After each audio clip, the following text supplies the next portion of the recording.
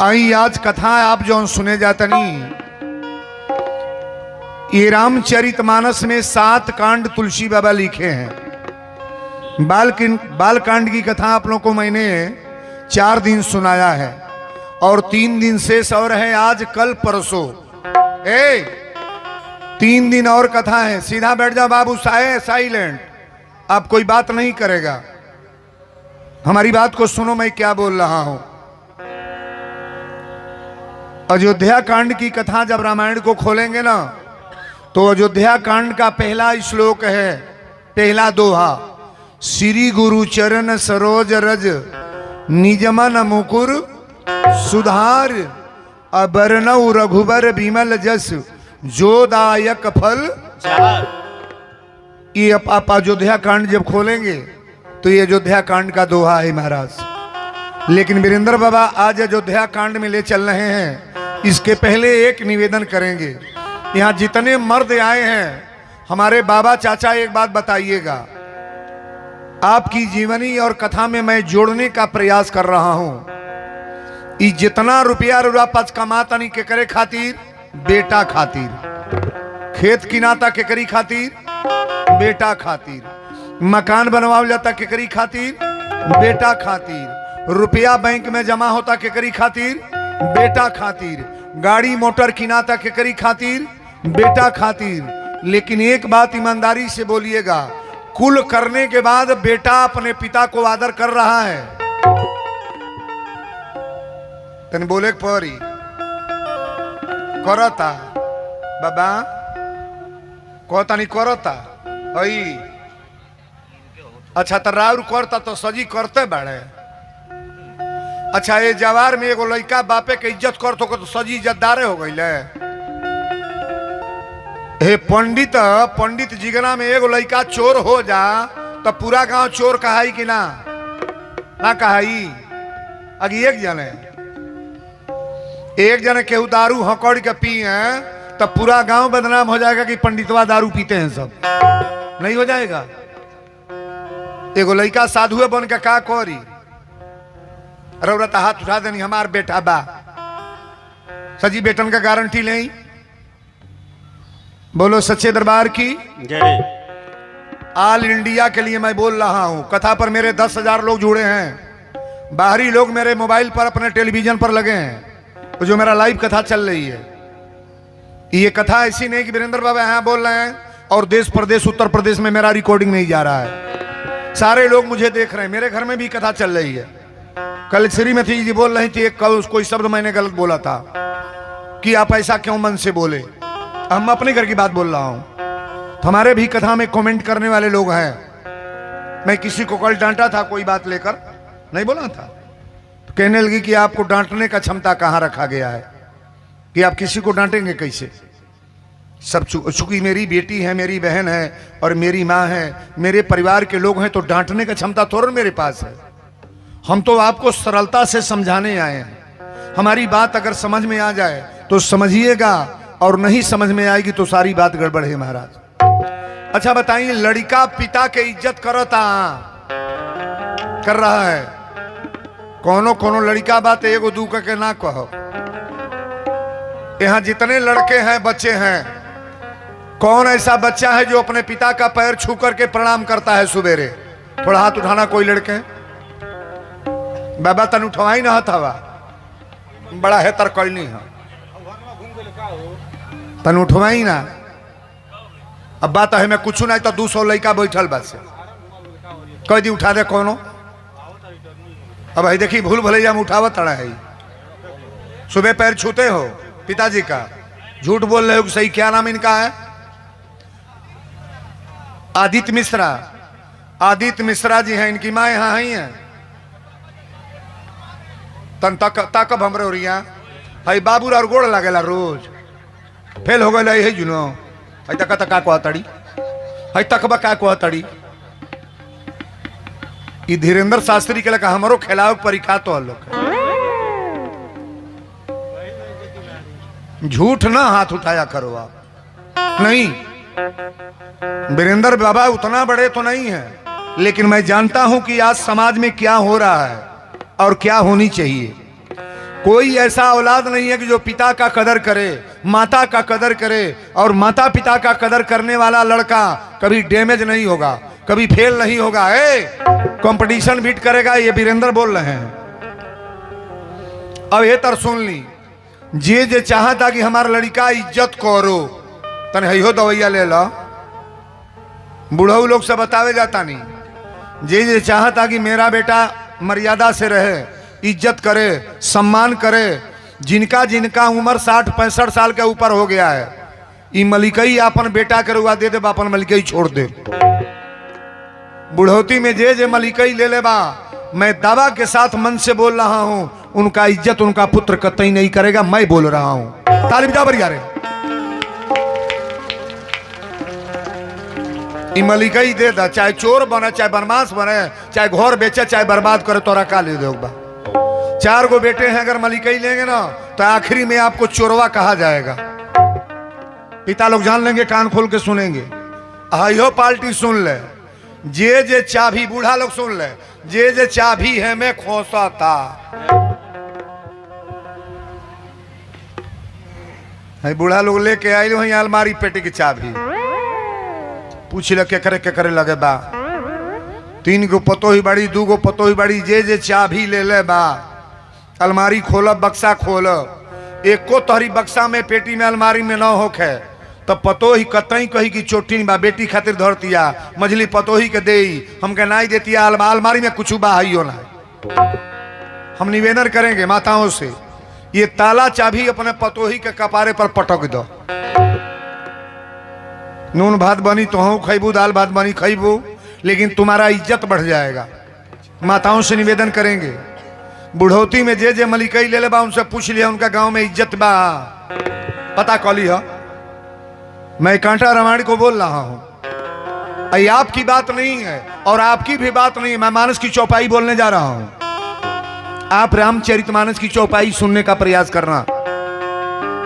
दशरथ जी के दरबार लगा था, कथा यहीं से शुरू है कि एक बार सब सहित समाजा, एक बार सब सहित समाजा, एक बार सब सहित समाजा, एक बार सब सहित समाजा, एक बार सब सहित समाजा, राजसभा रघु राज बिराजा, राजसभा रघु राज बिराजा, राजसभा रघु राज बिराजा, राजसभा रघु।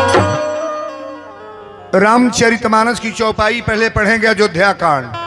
बार बार नहीं, एक बार सब सहित समाजा, राजसभा रघुराज विराजा, श्रवण समीप भयोसित केसा।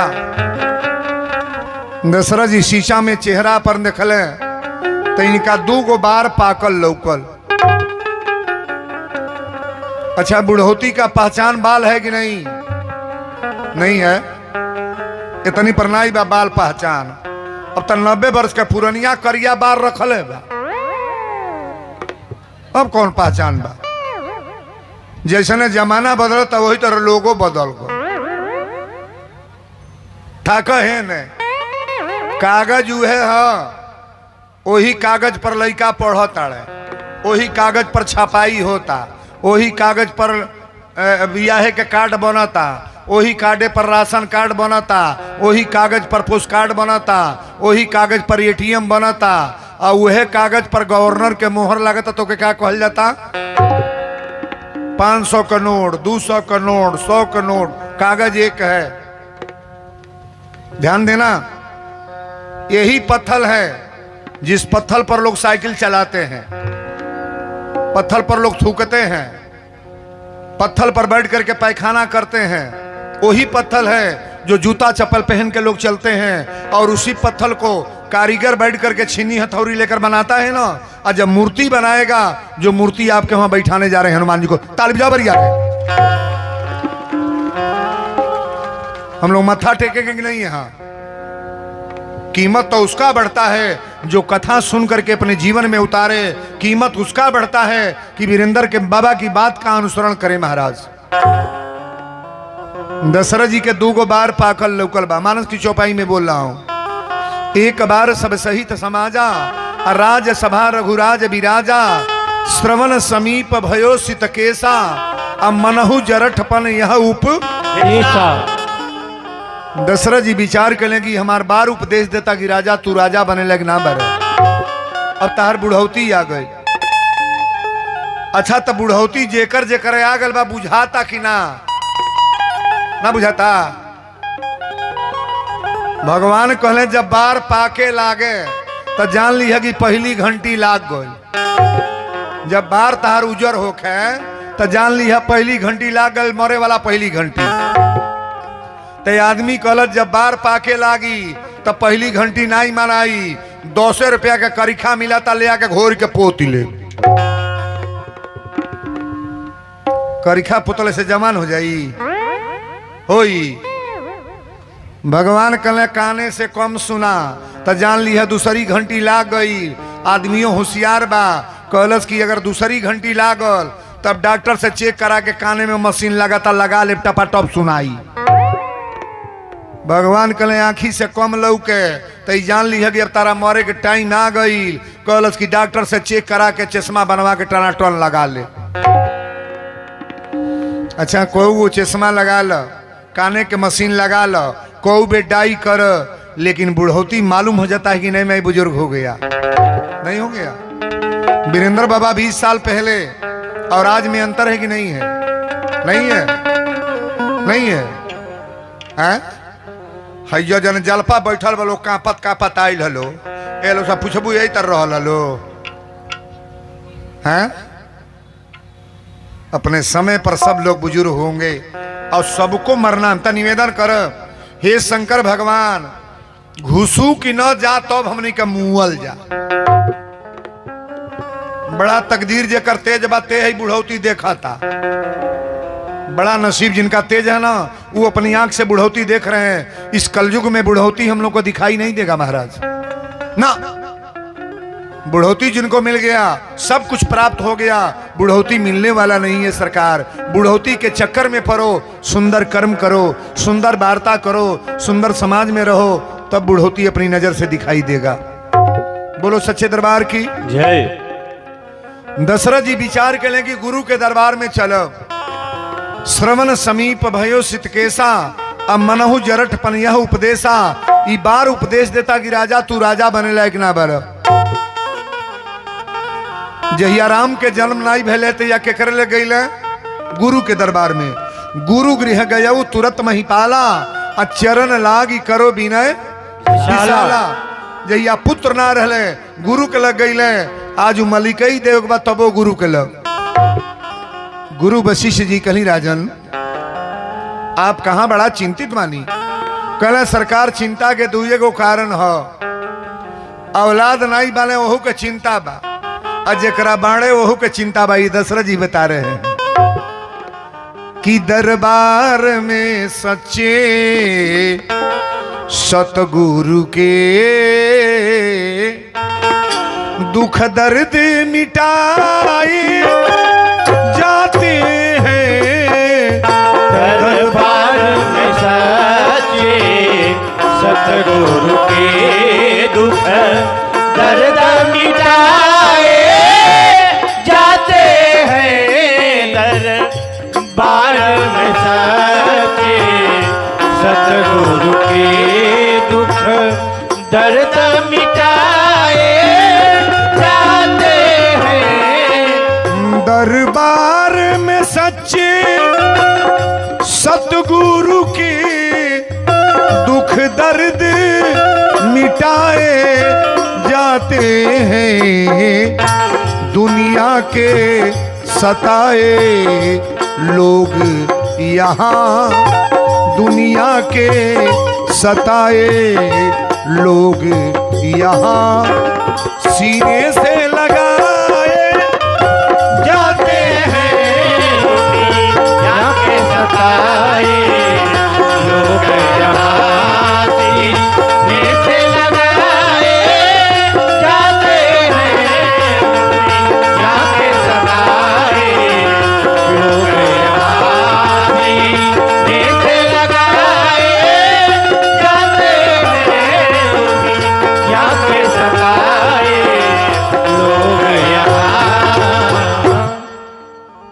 दरबार में सच्चे सतगुरु के दुख दर्द मिटाए जाते हैं, दुनिया के सताए लोग यहाँ सीने से लगाए। अच्छा एक बात बताइए, गुरु के दरबार में जाने के बाद कल्याण होता है कि नहीं? नहीं होता है। परमात्मा के दरबार में जाओगे तो कल्याण होगा, गुरु के दरबार में जाओगे तो कल्याण होगा, और कथा वाले दरबार में आओगे तो नुकसान होगा। सबसे बड़ा जगह है यह व्यासपीठ का, मतलब कोई हल्का पावर नहीं। जब दशरथ जी के रोवल गुरु वशिष्ठ जी देखली तो कहली राजन आप बड़ी चिंतित मानी, कारण का है? कहले सरकार अब हमारे बुढ़ौती आ गए, कि हमार बार पाकत आयो। वशिष्ठ जी कहले तरुआ कहल का चाहता नहीं? कहले हम यह कहल चाहता नहीं, अपनी अयोध्या के राजगद्दी अपना ज्येष्ठ पुत्र राम के दिहल चाहता नहीं, हमारे राम राजा बन जाए। रौरा से जौन कहली हाँ ई कार करे के चाहिए। अच्छा सबसे कठिन के दिन कौन है? लड़कपन, जवानी की बुढ़ौती।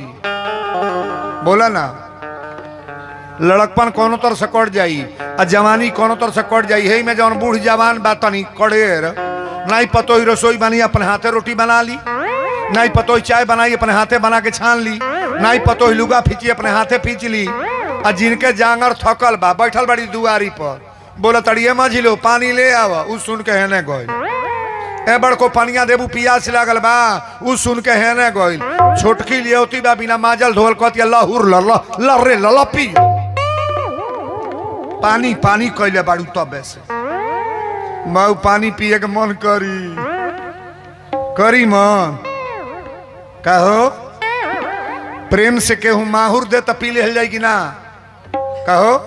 आ गाड़ी फजत कह के रसगुल्ला दे तो खाई केहू? है बूढ़ा लोग के दासा पूछिए कौन होता। पंडित जिगना के पुरनिया जितना हमारा माई बाल लो, बड़ी दशा खराब बा। कौन तरह से बचावल जा, के तरह रहल जा पतोही के साथ। लेकिन एक बात सुन ला पतोहा लो, जितनी बहुएं यहाँ हैं, एगो सास मुअल तब पतोहिया तौलवे में पानी दे, पतकुई में खाए के दे। बुढ़िया मुअल तब पतकुइया तौलवा फेंके जाती रहे। नतिया कल से अम्मा काहे फेंकत अड़े? तो तोरिया मर गली फेंकी ना, नतिया कल फेंक न, हमरो मेहरारू आई तो तोके वही में परोसवाई। पतोहा लोग सुन ली, जितनी घूंघट वाली हैं आज अपना साथू के साथे जैसे करो तड़ू, कहियो तोहू सास बनही वाला बाड़ू। जहिया तोहरो दशा हुआई ना बड़ा खराब चली। माहौल बना के रहो, आज हमारी काल तुम्हारी। परी पारा बाबू अभी वीरेंद्र बाबा कथा बोले ले, मजाक नहीं, हकीकत में बोल रहा हूं। जो जैसा करेगा भरना है कि नहीं भरेगा। मैं गारंटी के साथ कह रहा हूं, अगर गलत करोगे तो गलत का भाई परिणाम तो गलते होगा ना।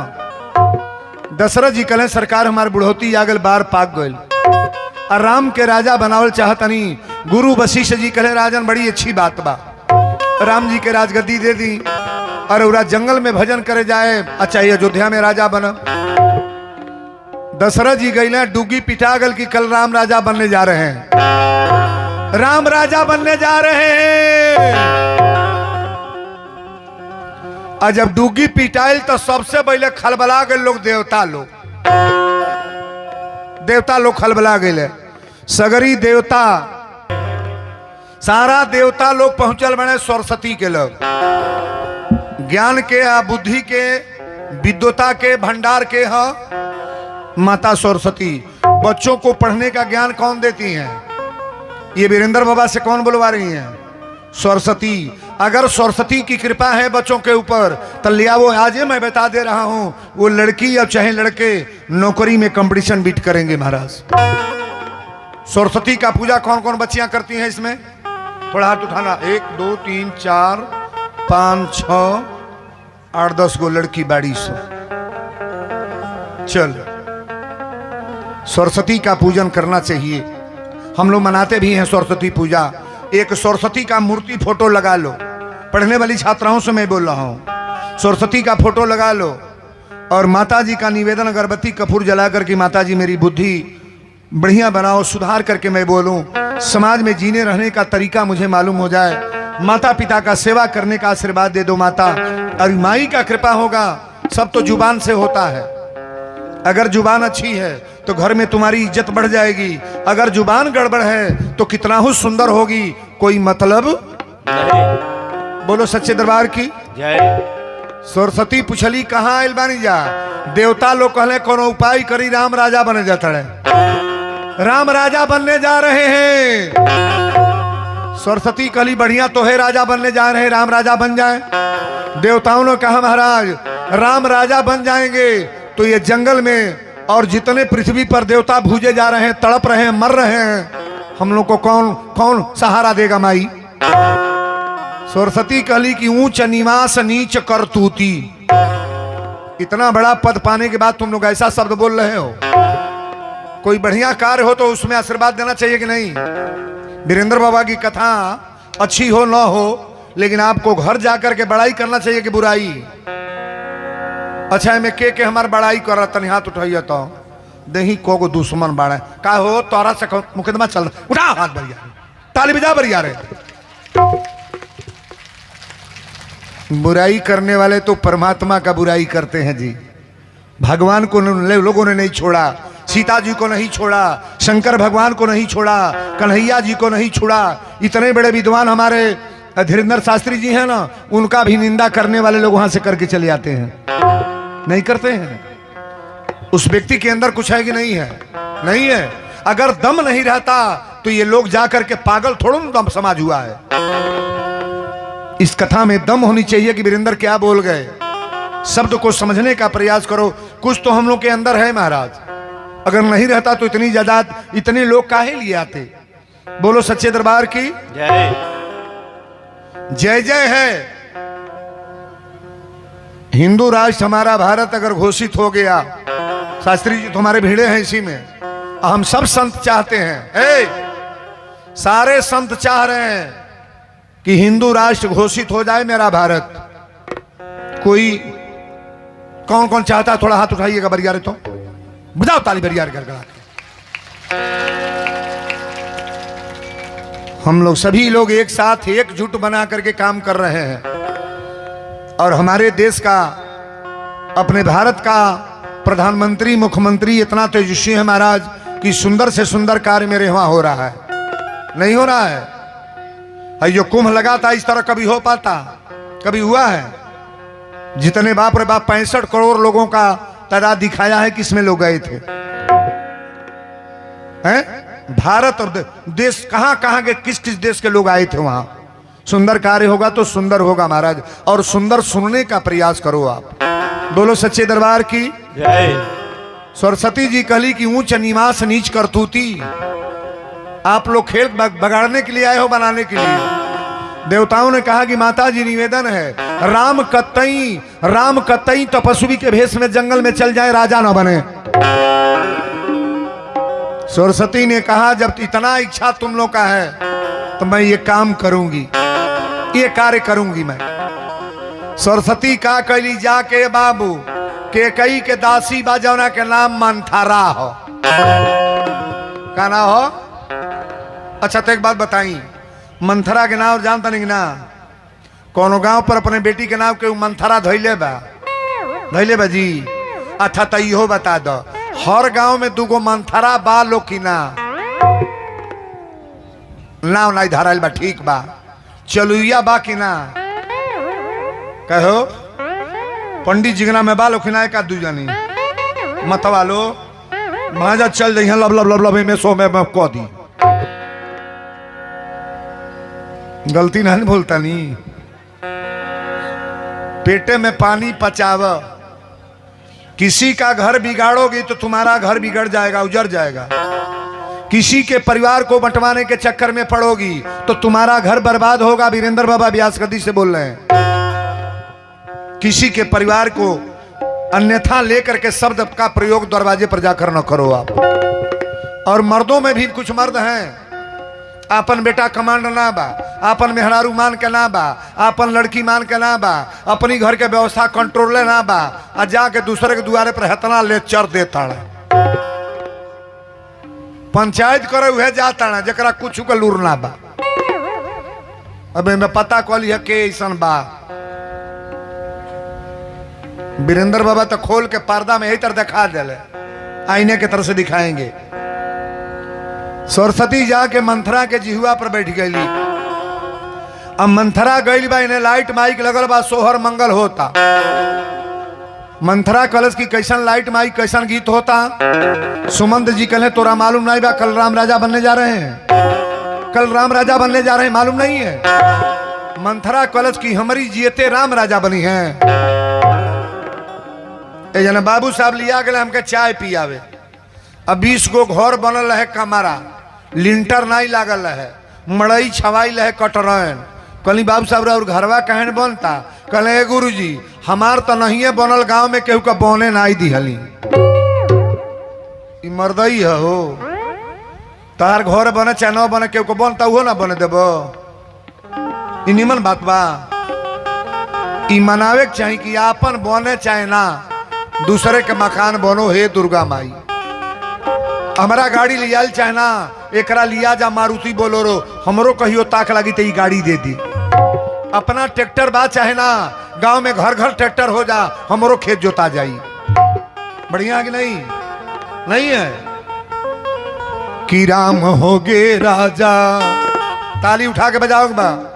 अरे राम होगे राजा बधैया बाजे, राम होगे राजा बधैया बाजे, राम होगे राजा बधैया बाजे, राम होगे राजा।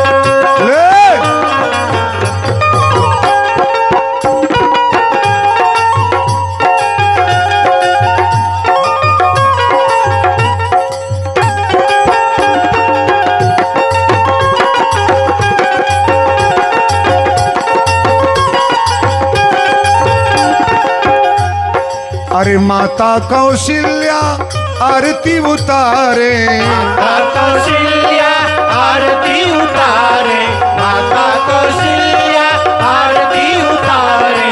अरे दुआरा पे बाजे 8 बजनो बाजा, राम होगे राजा बधैया बाजे, राम होगे राजा बधैया बाजे, राम होगे राजा बधैया बाजे, राम होगे राजा। मंथरा जब देखलस कि लाइट माई का सोहर मंगल तक कलश का होता। सुमंत जी कहनी तोरा मालूम नहीं बा, राम राजा बनने जा रहे हैं। मंथरा कलश की हमारी जियते राम राजा बनी है। राम राजा सुमंत जी कहले मंथरा होश में बात करो, ये राम राजा बनने जा रहे हैं, कल राजगद्दी पर बैठेंगे और तुम ये बात क्यों बोल रही हो। मंथरा कलश की हमारी जियते राम राजा बनी है। मंथरा रोते गई बा, ऐने के कई सोना चांदी लुटावत अड़ी। 4 गो पुत्र बने, के कई सबसे ज्यादा प्रेम किससे करती हैं? राम से। के कई के पुत्र का नाम भरत और कौशल्या के पुत्र का नाम राम। राम जी माता के कई के गोद में सूते हैं, के कई के दूध पिए, के कई के लगे रहें रातों दिन। जितना जीवन अयोध्या में रहे हैं, माता के कई से उतना प्रेम है कि कितना बड़ाई करें हम। के कई सोना चांदी लुटावत अड़ी, कौने खुशी में? राम राजा बनने जा रहे हैं। अब मंथरा रोते गई बा, कलश की महारानी कहाँ होता। के कई कली अरे कुलक्षणी कहाँ लुकाइल बड़े, सोने के हार पहन ले, हार पहनो। मंथरा ने कहा आपको मालूम है क्या अयोध्या में हो रहा है? अगर राम राजा बनेंगे तो आप अयोध्या की दासी बनेगी, बर्तन माजेगी, झाड़ू लगाएंगी। केकई कहली क्या बोल रही हो? केकई डांट के मंथरा से पूछा तड़ी, हम सब ये माथे गुछाए हैं और तुम क्यों लटिए बिखेरी है? अरे दासी तू बता हमसे जल्दी, ये कैसी लक्षण तेरी है?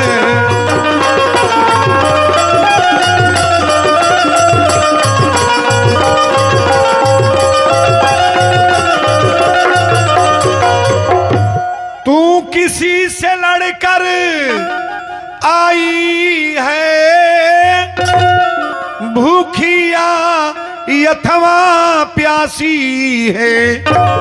अरे सौगंध मेरी तू बता दासी, आज काहे इतनी उदासी है?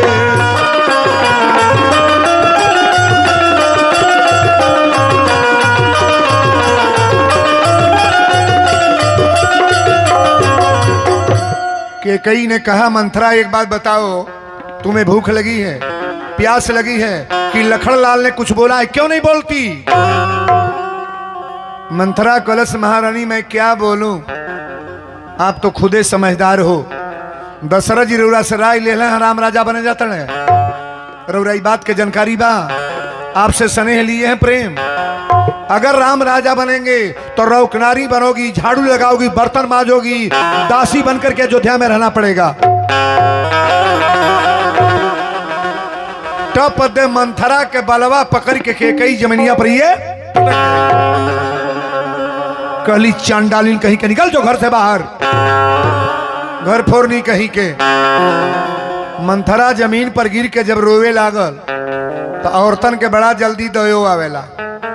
केकई कहली, हमरा नैहर के हवे या बड़ा भाव से बाड़े, बोलते या जौन कहबे तौने करब। मेहरारू का बात मेहरारू जल्दी माने, लेकिन टप दे मान जाई है। मरद 20 बेर कही तो कर बात ना घोटाई। अब मेहरारू कोनो कह देता हमें तो बुझे वाला बुझते है, इतना जल्दी विश्वास करे ना चाहिए। हे बाबू, बड़ी सुंदर भाव है। केकई कली मंथरा जौनते कहबे तौन करो। मंथरा कलश, महारानी हमरा कोनो मतलब माब, कोई निपहोय हमें कहानी, अचेड़ी छाड़ी का हो खब रानी। लौड़ी के लौड़िए रहब, हम रानी ना बनब, हमरा कोनो मतलब ना बा। केकई कली, जो कहोगे सो ही मैं करूंगी, बोल। तो मंथरा कलश, अगर हमार बात माने के बाद एक बात सुन लो। दुई बरदान भूप सन थाती, मांग हुआ जो जुड़ावहु छाती। ये 2 वरदान राजा दशरथ जी के पास है। देवासुर संग्राम में जब जीते हैं ना, तो आपके चलते दशरथ का प्राण बचा। और चक्रवर्ती दशरथ जी ने कहा कि रानी जब इच्छा होना तब दोनों वरदान तुम मांग लेना। आज दोनों वरदान मांग लेना। केकई कली, वरदान मांगब कैसे? तो मंथरा कलश की जाकर हुआ कोप भवन में गिर जाई, फटा पुराना वस्त्र पहन ली, साड़ी कपड़ा फेंक दी, गहना बीखो फेंक दी। आज जब दशरथ जी जाए तो पहले राम के कसम खिया ले।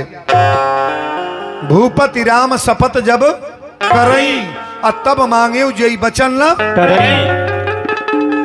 एक बात हमारी बहनें गौर करेंगी, माताएं, अपनी जीवन में अपनी मर्दे से, अपना हस्बैंड से, पति से पुत्र का कसम कभी मत खिलाना। जो महिला अपने हस्बैंड से पुत्र का कसम खिलाती हैं, वो नारियां विधवा होती हैं। प्रमाण मानस का है। केकई केकर कसम खिया जातड़ी? राम के। और मानस का सूत्र मैं बता रहा हूं, बड़ी प्रेम से बारीकी से कथा को श्रवण करो आप। केकई जाके कोप भवन में गिर गई है बाबू। दशरथ जी सुनले की महारानी केकई कोप भवन में पैर आगे बढ़ाओ तने बढ़त ना बा। एक बेर जाके गेटवा पर कहे कि प्राण प्यारी मृग नयनी, केकरा 3 गो आंख बजे कर आंख निकलवा ले। सारी अयोध्या के राजधानी तो हरि नाम से लिख दे रानी। अयोध्या में केकर क्षमता बा कि हमारी रानी के कुछ कह दी। केकई यही तरह बाल बिखरल बा। आई गेटे पर खड़ा होके डांटा तड़ी दशरथ के जैसे अदना आदमी के डांटे। मैं कौन आपकी होती हूं, तू मुझे मनाने आए हो। अरे स्वार्थ भाव मन रखते हो, ऊपर से दिखाने आए हो।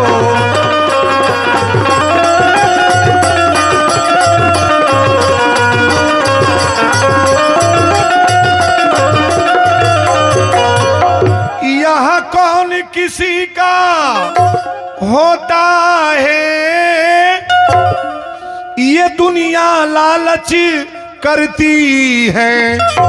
अरे बिना मांगे मोती मिलती है, मांगे से भीख मिलती है।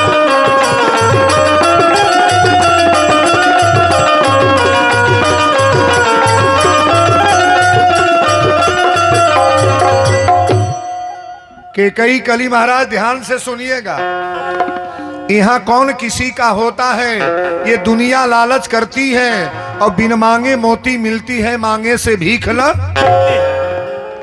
दशरथ जी कले रानी तू हमसे का मंगलू की ना दिहली। अच्छा मेहरारू मर्दे के निराले प्राणे मांगल चाहते दे दी कि ना, ना दे दी, ना दे। 100 में 100% मेरा गारंटी है। पहले लगाओ करो आप।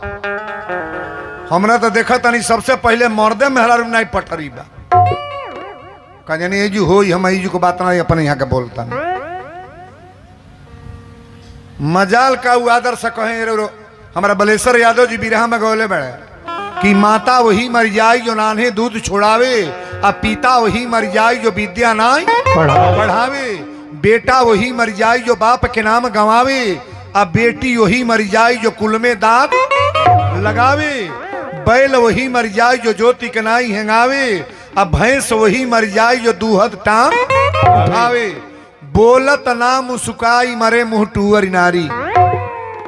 सुन लो बतिया, खेते में से माली कैला 9 बजल बाद 10-11, आ जौन मेहरारू मार यगरा के न दौड़ल, मार मुस्किया के न दौड़ल। बाप रे बाप दोपहर हो गई, पहले चल दतुअन करी, मुंहवा लाल हो गल, पिठिया लाल हो गल, चल पानी चला के नहवा दिया रे, पाप दुकन हो गई हो दादा। मर्द कही हाँ तो जानतिया, अना तो दुआरी पर गईला कहता ना कहाँ बाड़ू, एक लोटा पानी ले आओ, पहले पियास लागल बा, तब कहतरी नल नहीं लौका त का तोहारा। मर्दे कर्जा गदगद हो गल न, कहो केतनो कर्जा में दबाइल मर्द होखे, जेकर मेहरारू हंसलोनी बा, खुशदिल बा, ओ मर्दे के कबो विपत बुझेबे ना करी। अब भरा है सजी धन बा, ट्रैक्टर गाड़ी मोटर मारुति बोलोरो, आ जेकर मेहरारू टनटनहिया मिलल बा, बोरसी के लेखा मुंह को के बैठल बा। एमे ना के होबा खल के, एऊ में खोले खल के हवा जा भीतरे जे खल के हो या भीतर गरियावत हो कि वीरेंद्र बाबा हमारिया पर कहता का औरत को कभी भी प्रसन्न रहना चाहिए, खुशदिल रहना चाहिए, हंसना चाहिए। औरत को मन मध्यम तो कभी होना चाहिए। और मालिक लोग सुन लें, पुरुष लोग अपनी नारी को अपने नजर के सामने कभी भी हंसमुक्त देखो। आप हंसती मिले, हंस करके बात करे, हंस करके बोले, मुस्कुरा करके बोले, ये आपका संस्कार है कि अपनी औरत को किस नक्शे में ढालते हो आप। नहीं तारीफ जानवर जा रहे, अरे मर्दे लोग कहानियां बजाओ, मर्दे लोग